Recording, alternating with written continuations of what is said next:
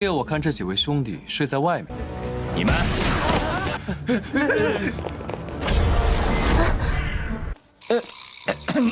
死的力量才能唤醒。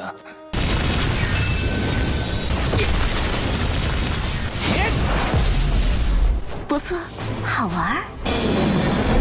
来的恭送神，还要费一番周章哦。 Halo guys, balik lagi bersama Mimin from Zero. Di video kali ini Mimin bakalan kembali melanjutkan alur cerita Donghua berjudul Alam Dewa tanpa akhir episode ke-63 ya. Seperti biasa, sebelum masuk ke rekap ceritanya, buat kalian yang menonton video ini tapi belum subscribe, tolong di subscribe dulu ya guys. Dan jangan lupa nyalain lonceng biar nggak ketinggalan update terbaru dari channel From Zero. Playlist untuk Donghua ini juga udah tersedia bagi kalian yang baru aja bergabung dan belum nonton episode sebelumnya ya. Ya udah deh, nggak usah berlama-lama lagi, langsung saja kita ke rekap ceritanya guys.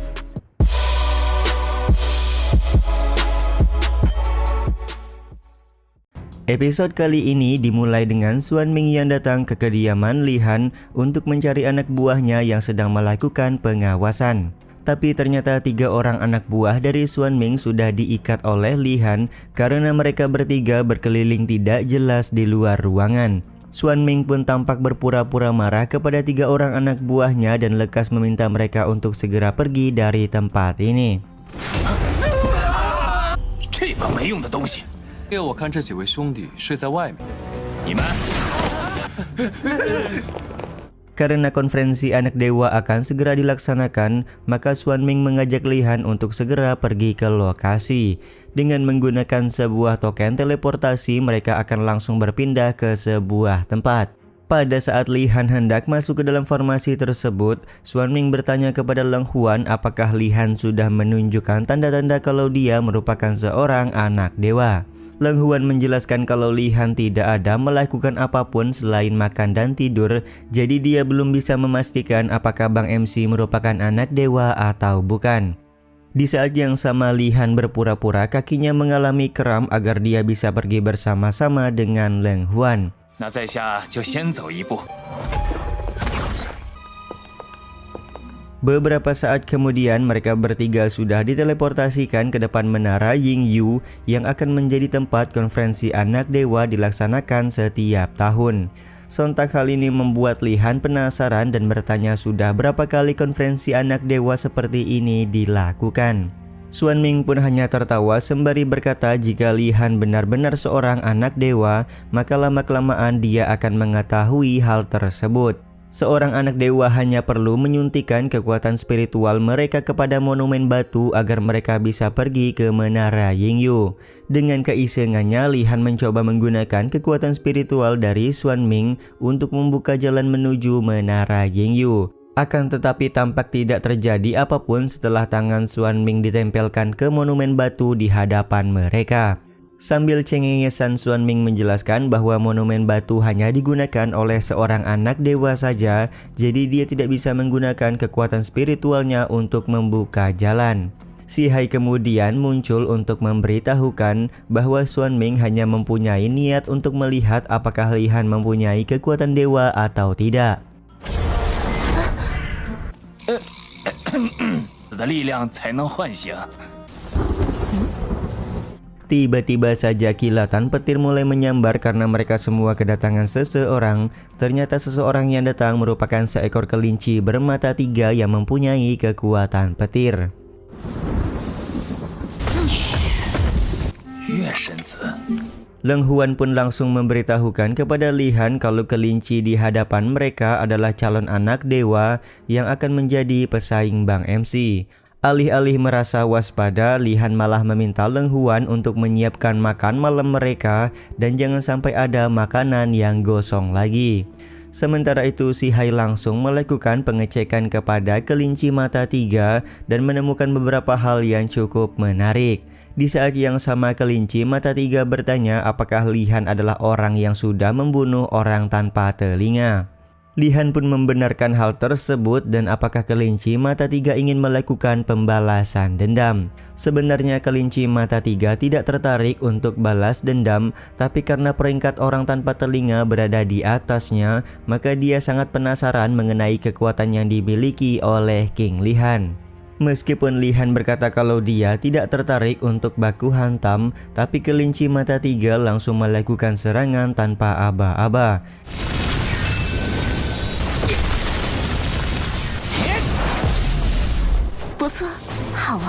Ketika Li Han sedang bertarung melawan kelinci mata tiga, Leng Huan bertanya kepada Xuan Ming apakah mereka harus menghentikan pertarungan antara mereka berdua. Xuan Ming malah langsung menyinggung Leng Huan yang berkata kalau Li Han bukanlah seorang anak dewa. Untuk saat ini sebaiknya Leng Huan tidak banyak ikut campur perihal yang sedang terjadi kepada Li Han. Setelah Li Han menggunakan teknik dari Sain Pedang, pada akhirnya Xuan Ming menyadari kalau Li Han selama ini sudah menyembunyikan kemampuannya. Di saat yang sama Li Han juga menyerap serangan yang dilakukan oleh kelinci mata tiga.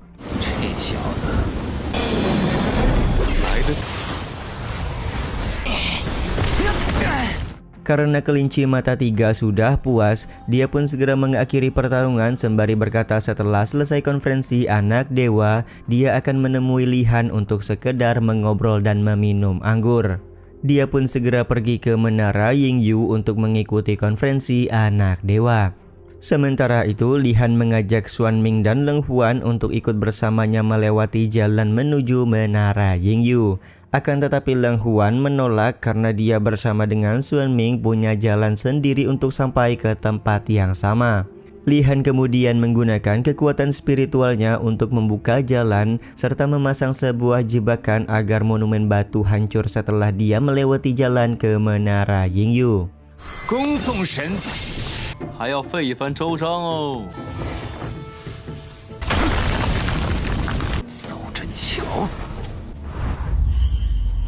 Hal ini dilakukan oleh Li Han karena dia mengetahui Xuan Ming dan Leng Huan hanya berpura-pura tidak bisa menggunakan monumen batu, padahal mereka berdua sebenarnya bisa. Beberapa saat kemudian Li Han sudah sampai di altar Menara Yingyu. Tak lama setelah itu ada dua orang penatua yang memberikan arahan bahwa konferensi anak dewa secara resmi dimulai pada hari ini. Mereka berdua kemudian berpidato bahwa menjadi seorang anak dewa mempunyai kesulitan tersendiri. Hari ini konferensi anak dewa dilaksanakan untuk mencari tahu siapakah yang layak mendapatkan gelar anak dewa yang sesungguhnya dan mendapatkan penghormatan dari aliansi Tiandao. Anak dewa yang pertama kali akan melakukan pertarungan adalah Li Han melawan seseorang yang sudah ditemukan oleh aliansi Tiandao. Ternyata salah seorang penatua berhasil menemukan anak dewa ini pada saat sedang terjadi fenomena langit. Di antara fenomena langit dan bumi terlihat ada seseorang yang sedang duduk seperti seorang dewa. Tentu saja kemunculan orang ini langsung membuat penatua aliansi Tiandao membawanya untuk mengikuti konferensi anak dewa.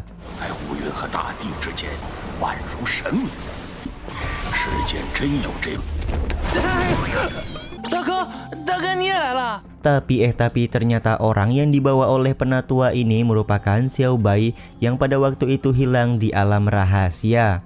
Li Han pun kemudian bertanya bagaimana Xiao Bai bisa sampai ke tempat ini. Xiao Bai menjelaskan bahwa dia dibawa oleh seseorang penatua dan mendapatkan perlakuan yang istimewa di tempat ini. Meskipun begitu, Xiao Bai dilarang untuk membakar ubi jalar kesukaannya yang biasa dia sajikan kepada King Li Han untuk dimakan. Li Han kemudian meminta Xiao Bai untuk ngerjain orang-orang di aliansi Tiandao dengan berpura-pura mengalah dalam pertarungan. Benar saja tidak butuh waktu lama, Xiao Bai langsung keluar dari dalam altar dan menjadikan Li Han sebagai pemenang pertandingan pertama.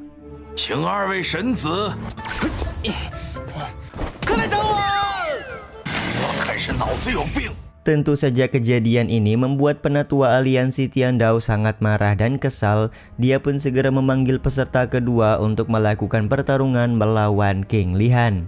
Peserta kedua yang akan bertarung melawan Li-Han merupakan kelinci mata 3. Meskipun kelinci mata 3 pernah bertarung dengan Li-Han sebelumnya, tapi kekuatan yang dia tunjukkan kali ini cukup berbeda. Ternyata kelinci mata 3 sudah dikendalikan oleh penatua aliansi Tiandao sebagai persiapan untuk mengalahkan King Li-Han. 从第六神子祖屋手里传下来。